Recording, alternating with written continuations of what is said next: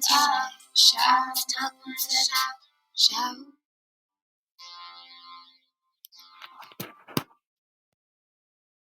Hello, hello, hello. Hi. Happy almost Lionsgate, or Lionsgate if you're listening in real time on 8/8.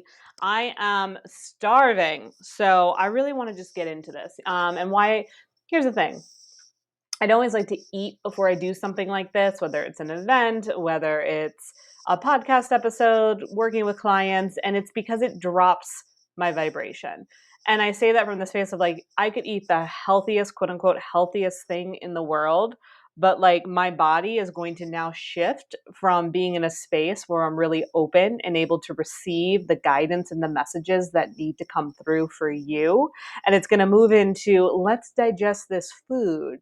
Let's allow it to move from the stomach into the intestines and make Danielle have to go to the bathroom. And that's not really the experience I want to have with you all. So just, little FYI, our bodies are so smart and so intelligent and they can do so many things for us. But when we try to do too much at once, it gets overwhelmed and then our frequency isn't able to be as strong as we want it to be. So I'm very excited to eat after this. I have a very lion-y meal. I want to make this like rice bowl with salmon and avocado and cucumbers from my cute little garden. I'm in Asheville right now. I'm staying on my Venus line, which is really groovy because right now Venus is in Virgo, which is my natal sign. So when I was born, Venus was in Virgo and my Venus line was running right through Asheville. So I'm here now during Lionsgate portal.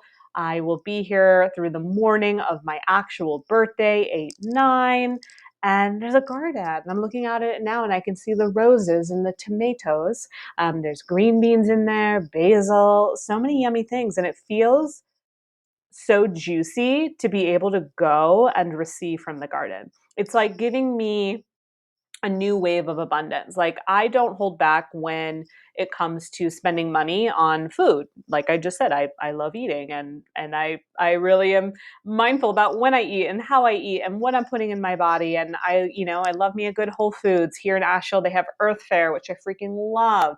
But the ability to be in a place that I can just walk over to this beautiful little garden and find food that will nourish me without having to give any other kind of exchange except gratitude is so good. And then when you think about those areas in your life, it's very easy to go into a place, and this very much relates to Lionsgate. It's very easy for us to go to a place of, I need money, I don't have this, I don't have that. Yet, when we open our eyes and we really look around and we really take inventory of our life on a hour by hour basis, we see how much we really do have. We see how much is available to us. And some of it's because you purchased it and it's material, but some of it's just naturally provided for you, or some of it's just given to you. This one client that I work with, we're very much working with this energy of, what does sacred generosity mean? What does it mean to live a life where you are open to receiving? You are open to people and situations and life being generous on your behalf, where you don't have to do it all to get it back. And I want you to think about those areas in your life. Where are there things in your life that do just want to be gifted to you? And they're not asking for anything else in return. And how can you look at that as a form of abundance? How can you look at your life right now as, today I'm taken care of? And that's being in a state of abundance.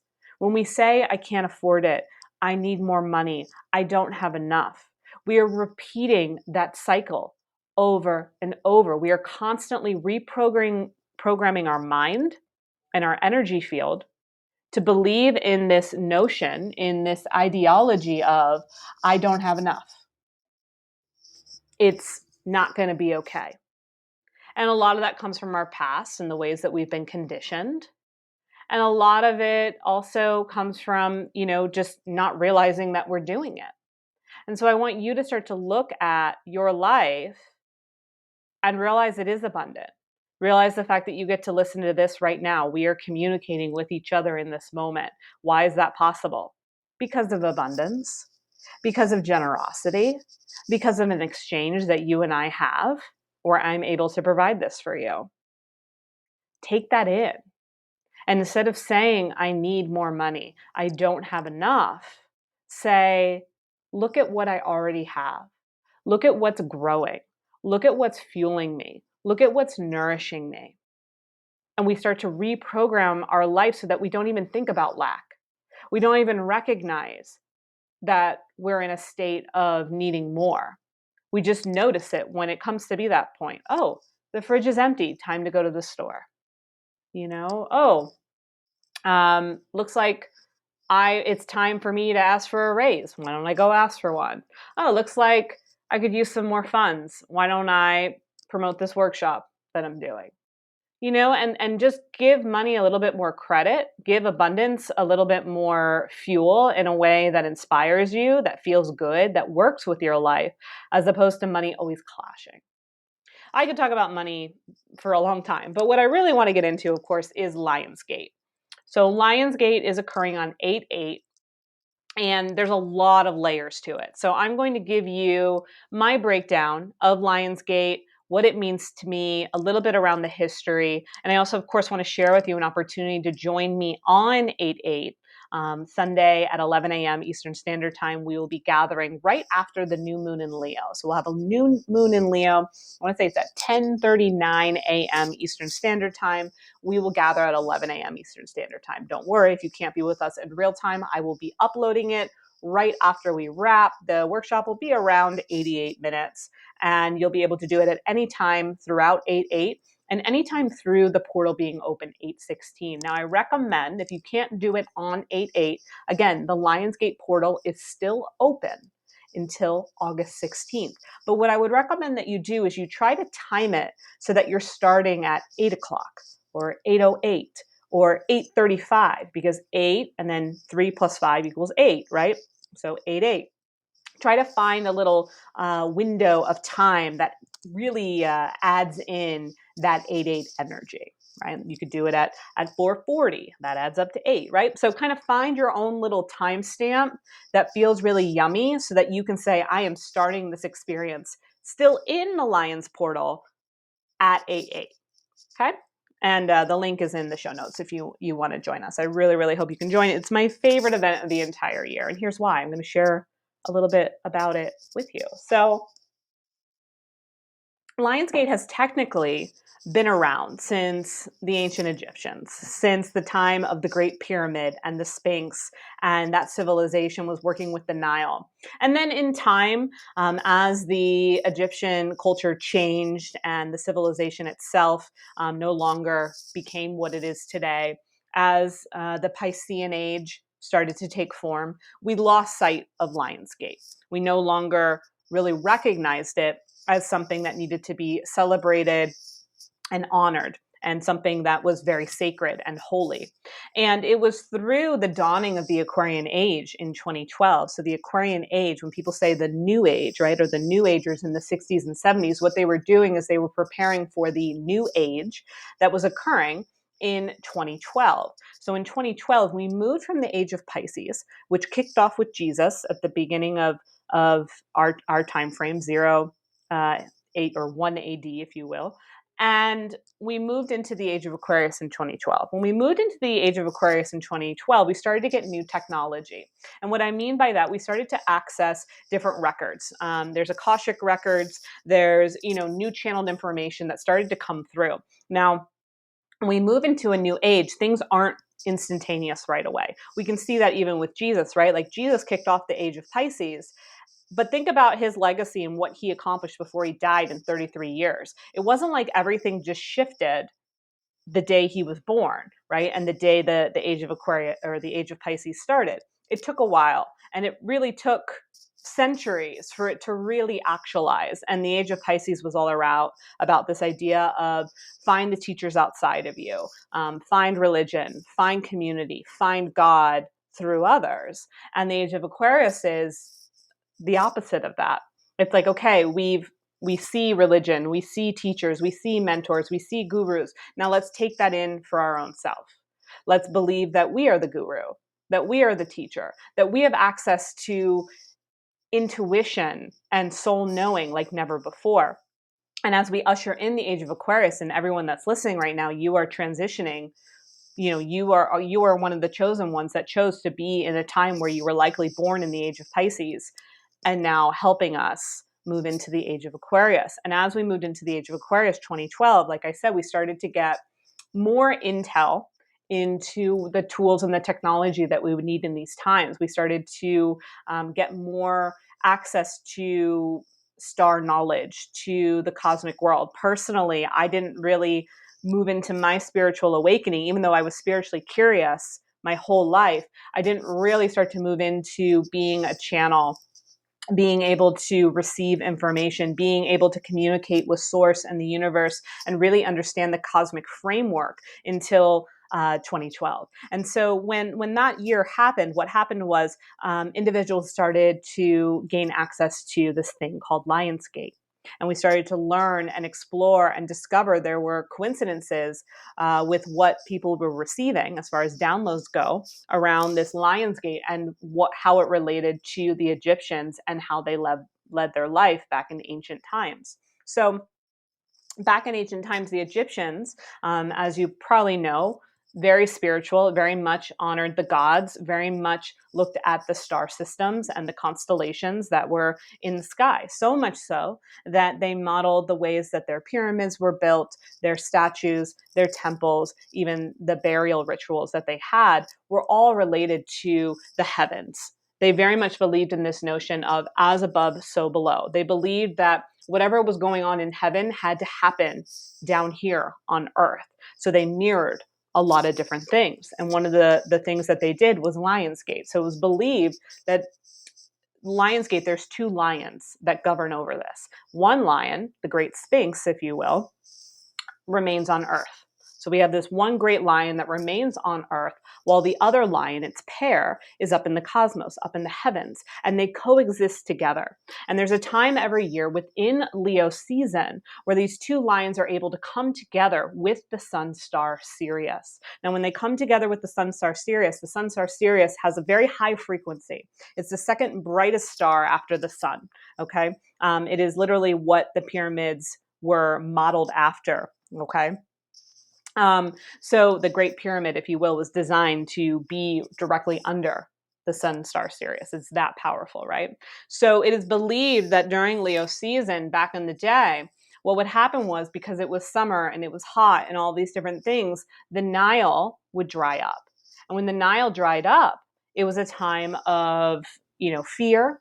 It was a time of famine. It was a time where people were not feeling resourceful, were not feeling like their needs were met. It was a scary time, and they felt that it was a time of darkness. They felt like it was a time where the lion was taking away what it is that they needed to show them how to be grateful. And so, people would say, like, beware of the great lion. And what they meant by that, beware of the great lion that might come in and take away your goods, so to speak. And so when Lionsgate would happen, and it would start right around Leo season. This year, it started around July 23rd.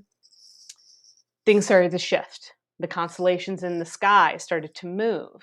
The sun star Sirius started to hover over the lands. And as it did, the Nile started to fill. It started to fill so much that it started to flood, right? And there was this overabundance of everything that they could possibly need. But they had to be in a state of gratitude. They had to be in a state of preparation. And they had to be in a space of knowing. So every year they were prepared to honor the sun star Sirius to assure that the Nile would get what it needed, so that they in turn could have the water, have the resources, have the ability to move forward, to have the motivation and the stamina to continue to live and go into this space of feast, if you will. So it's a very sacred, holy day. And the peak of it was 8/8. And today, the one thing that I want to kind of clear up, you might see there are some naysayers online or people saying it's not real, it's made up, it's a new age occultist thing. Like, good on them, right? And that's part of this Aquarian age. Part of the Aquarian age that we are in is asking us to see the false light, to believe your truth. You know, if this is resonating with you, there's a reason. If it's not, then there's also a reason. And that's okay, right? We all have our own ways of navigating this age, and that's the point. The main thing, though, is to stay in your discernment and also stay in your heart. Are you in your heart center? Are you in your truth? And that's also what Leo symbolizes. The archetype Leo, the lion, governs the heart and our backbone, the spine. So during these times, it's asking you, what do you believe in? What do you stand up for? What is in your heart? What feels true?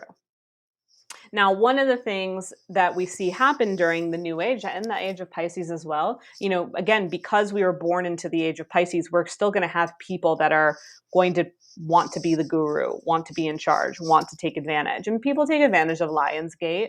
They just are like, ooh, Lionsgate, 8-8, let me host a workshop. Let me do this. Let me do that. Let me tell people these things. Let me scare people into, you know, doing this with me, right? There's a lot of fear that can be created by the wrong individuals around these types of times.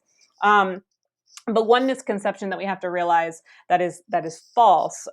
Sirius is no longer in a position where it is above us on 8-8. So what we're doing on 8-8 is we are honoring the fact that Sun Star Sirius was on the horizon on 8-8. Now, it actually happened, I believe it was July 4th. So technically July 4th, the Sun Star Sirius was over, like, positioned, you know, over our Earth, over the horizon in the morning sky, whereas now we don't have that, but we can still evoke the energy because we're working with portals. So here's the next phase. So what we're doing is, in real time, even though we don't have the same alignments that the Egyptians did, we have 8-8, we have Leo season. We also this year have a new moon and some interesting aspects with Uranus, which I'll get to. Again, this is very layered, a lot to talk about here. So what we're doing on 8-8 is we are honoring, first and foremost, the sacred holy day of the ancient ones and the Sun Star Sirius and its power and its magnitude. And we can call that in, regardless of where it is from an astronomical perspective. It doesn't matter, because when we're working with the energy of numbers, when we're working with the energy of Leo season, when we're working with the great lion, when we're positioned with a new moon, when we have these different dynamics at play, we have the opportunity to manifest, and we have the opportunity to work with what's called portals. Now, you can manifest at any time. Remember that. Remember, you can make anything happen at any time, but why not look for the clues and the codes and the gateways that are going to get you there? And 8-8 is a gateway for us. So whenever we see some kind of code, some kind of major clue, some kind of lineup that just feels like so juicy. It's like, whoa, 8-8 during Leo season. There's a new moon. We are in the Age of Aquarius, which started in 2012. We're now in 2021. This Lionsgate is also nestled between one full moon in Aquarius that happened in July, another full moon in Aquarius that's happening on 8/22. Okay, like Saturn and Jupiter right now are also in Aquarius. Can we talk about all this? Like, holy, you know? So when we look at all that, we know it's significant, and we can use our energy collectively. And that's why I really want you to join this workshop with me to magnify that and to enter this portal together, because we are so much stronger together than we are apart. We are so much stronger as a collective than we are as an individual. And as much as the Aquarian age says, you are the guru, you know the way, if we can all come together in our own individual intuitive knowing as a collective, that is beyond magnificent. That is beyond powerful. That is beyond, like, anything. And that's the opportunity that we have. So we get to create within this container. And again, the portal, you know, portals usually take a while to open. Again, if I wanted to open a portal right now, I could technically, but I want to honor the Lionsgate portal, because you might have noticed leading up to this 8-8 date, you might have felt like you were shedding things, releasing, maybe tired, headaches, you know, things coming through, situations, tests, right? They were all kind of brewing as the portal opened on July 23rd. And that was really to just give you some assessment to say, before we get to 8-8 and we officially go into the portal. We want you to be so clean, so clear. We want you to knock things out energetically, physically, mentally, emotionally that you do not desire to bring with you. And especially in this case, leading up to a new moon is always a dark moon. So on Friday, we enter the dark moon in Cancer until Sunday morning. And the dark moon in Cancer is really that final clearing. It's really allowing you to just say like, all right, I'm good. I free myself from this. I let go of this. And at least within our knowing, within my intuitive knowing, this is what I let go of. Within my intuitive framework, this needs to go. We can all think of something, someone, somehow that it's got to go. And we allow that to happen so we can be in this really sacred reset. And then that sacred reset leads us into the Leo new moon, which happens on 8/8. And a new moon is always a chance to start fresh, to expand, to open up into opportunity, to build something, to grow something. And how amazing that we get to use this new moon energy with 8/8, one of the most biggest, brightest manifestation days of the year. It's huge. It's amazing. It's so freaking good, right? So the portal reaches its peak, and if you're working with this energy with me, we get to access it, and we get to go in, and we get to go in with this big open heart, with this willing spirit, with this readiness, with this hunger for more. And from that space, we can work with the two lions, the one that is still here on earth, watching over us and coinciding with us, and the one that is above, that is working with the ascended masters and the archangels and your guides. And they coincide together to create this really gorgeous portal for us. And when we step into that portal, we are held. And from that space of being held, we open up into new waves of possibility, of potential, of clarity, of confidence. And with that comes more courage, motivation, and stamina. And part of my gift is to be able to channel that experience for you so that you can really have access in the best way to meet you where you're at. One of the things that we want to also recognize within Lionsgate and kind of the energy around it is, again, what does 8/8 mean? So when we look at the number 8, 8 is abundance, 8 is resources, 8 is having all your needs met, you are taken care of, 8 is good fortune. And when we turn 8 on its side, it's the infinity symbol. And the infinity symbol means never ending, always here for us.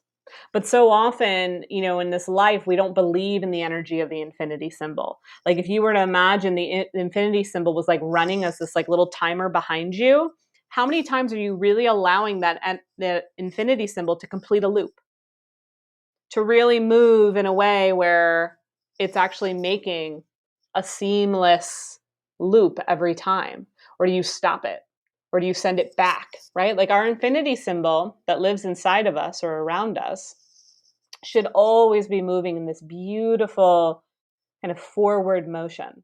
But how often do you kick it back and don't let it complete the loop? Or do you stop it? Or do you know what I mean? So this 8/8 portal is really helpful for us to kind of reactivate and recharge our infinity symbols, okay? Because we all came here with an inheritance. We all came here with a soul knowing of what we were going to do on this earth. And that soul knowing knew that we were going to be backed by resources, by abundance, by our own inheritance. That's something that I talk about in my program, the Citrine Codes. It's so important to understand that money is meant to be part of your experience. And we all were brought here with built-in resources, but because of other people and storylines and narratives, we forgot. And we chose to believe in lack. We chose to believe in, it not working out. We chose to believe that we have to just scrap by. But when you're just scrapping by, when you're worried about bills, how are you able to really step into your potential? You can't. And it's not to say that life doesn't throw us things sometimes. I've been there myself, where there have been times where I have been broke. like broke, like, just literally like doing whatever I could to just be able to like buy some oatmeal so that I could feed myself. Okay. I've been there and it's not fun and it's not pleasant, but I know it's not something that I want to repeat. Right. So when we find that we're in a financial situation that's not pleasant, it's not continuing to feed that situation, but find a new way. I had to find a new way because clearly me being completely broke wasn't serving anything in my life or myself. Nothing good was coming out of it. And so I had to find a way to restructure it, rewire, get back on track, find new resources, find new ways to make money. And some of it had to do with getting a job I didn't love, but at least I was bringing in the energy of money again. And once I started bringing in that energy of money, I could bring in new ways. I got stronger. I, started to have more growth. I started to feel like I was taking better care of myself. And the more that I allowed money to help me, the more of it I started to find. The more of it found me, the more options and possibilities and potential and resources came to be. Because deep down, I was meant to be taken care of, and so were you. And so when life detours you and you find yourself in a situation where money is not in your favor, realize that that is not in your divinity. And there's a rewiring that needs to happen. And what are you willing to do to get back on track to allow those resources and those finances to find you again? And we have that opportunity with Lionsgate. And we have that opportunity, again, like I like to believe that like we all have this like really cool infinity symbol that's like our soul bank account, and it loves to just loop around in our favor. But if we get stuck, if we get trapped, if we get, overridden in fear, the loop stops. And this is our kind of reset. Again, so good with the new moon to get it going again, to pump some energy back into it, to get the flow going, to get, our own Nile River, if you will, back in full currency, right? You think about it. Water has a current. Money is a currency. Our abundance, okay? It's all connected. And so as the river flows, as the current runs wild, so can you. So can your heart, your sacred wild heart that we are activating in this experience. So there's so much going on.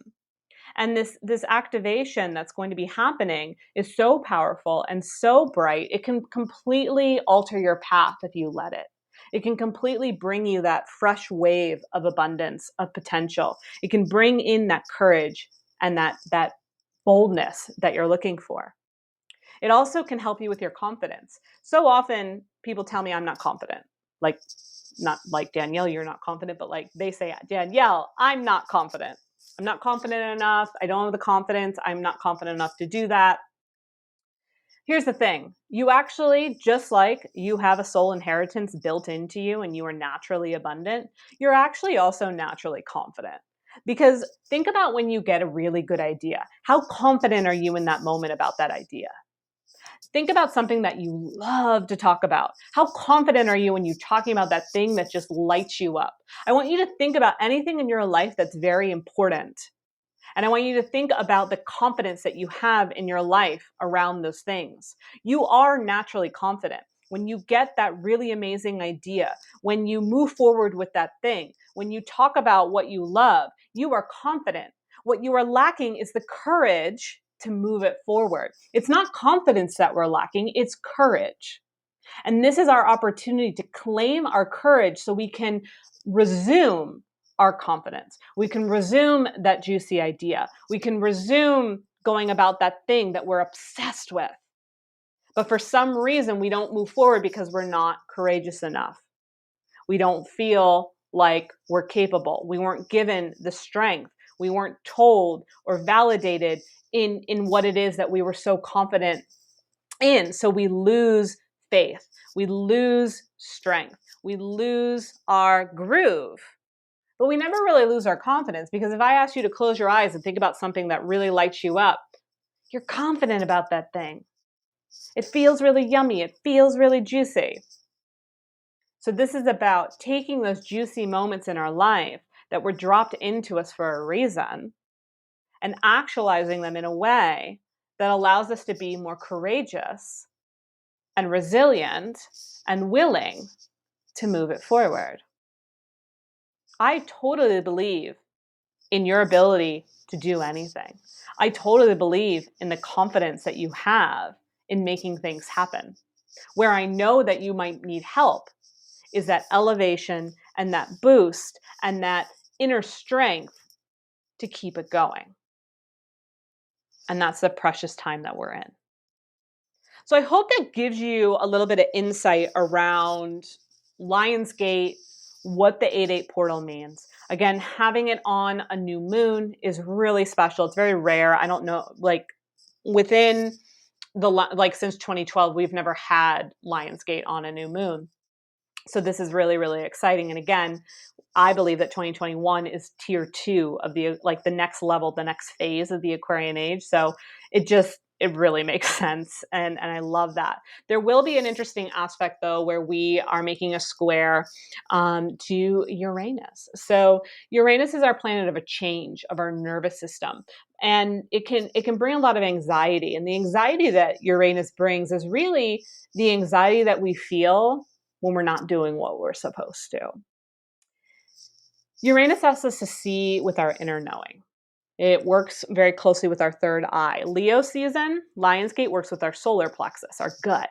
And when we can work with those two energies together, our third eye, our intuitive knowing, with our gut, with our solar plexus, our confidence, that's a very powerful conversation. Or combination and conversation. So with the aspects that Uranus is making in Taurus right now, you may see something that you didn't see before. There may be some kind of shocking reveal. There may be new insight coming your way. There may be a feeling like, I got to make this change, or I got to do something completely different, or I changed my mind. That is totally possible. That can totally happen right now. So be open. Like, that's the thing too. Again, I know you're confident deep down, but then when the change starts to ensue, we get scared. Don't be afraid of the changes right now. Right now, you are being asked to stay brave, to stay a warrior, to stay in trust of what you're here to do, that you chose to be here during these times. And I know the outside world can seem chaotic and uncertain, yet when that happens, we go to the place that feels calm and certain. And that's our inner knowing. That's our third eye. That's listening to our gut, our solar plexus. That's coming together as a collective and working with the energy of times like this. I can't think of a better time for Lionsgate New Moon 8/8. I don't think it would have been as crucial if we had it 5 years ago. Being honest, I don't think the significance and the power would have been as necessary as it is now. So I want you to be gentle on yourself leading up to this time, or if you're listening after, continue to be curious until the portal closes, 8/16. I would love to have you for my experience, whether in real time or the replay. If you're a member of the Cosmic Channel, it's included in your membership, or you can buy the workshop separate, totally up to you, whatever your preference is. And it's just such a great opportunity to come together again. I will be leading you in guided meditation. I'll be going a little bit deeper into the teachings of Lionsgate, particularly around the feminine and the masculine as it relates to manifesting, working more with our infinity symbol. We'll be working with ascended teachers, archangels. It's just my favorite thing. And part of it, I don't know what we'll be doing, because once we go into that channeled container, it's going to be so expansive, and what will come through will really amaze us all. So I'm just excited for that part more than anything else. So I hope you can join me. But regardless, if this was helpful, if you found truth, I welcome you to share it out. And from the bottom of my triple Leo heart, I wish you a really happy and prosperous Lionsgate. I freaking love you.